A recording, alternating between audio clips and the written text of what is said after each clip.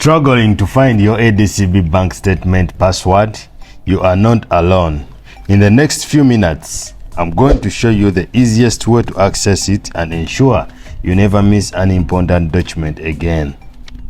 ADCB bank statements are always sent via email and include important transactional reports. They include deposits and withdrawals, so once you receive one or request for one in your email, here is how to find the password to open the PDF file. The most important thing to know here is your account number. If you don't know it already, log in into your ADCB application, navigate to the account section, click details as indicated on the screen, then your account number will be revealed. Copy the first 8 digits of your account number and then proceed to go back to your email address. Open the bank statement PDF file and then paste the first 8 digits of your account into the password box.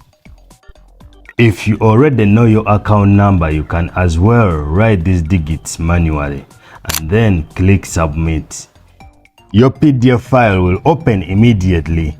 As you can see on the screen, you will easily be able to check your transaction and account details using the password I have shown you. Please like this video and let me know if this method helped you.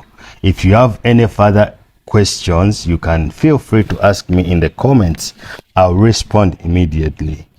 If you want to request for your bank statement, you can do it in 3 easy steps.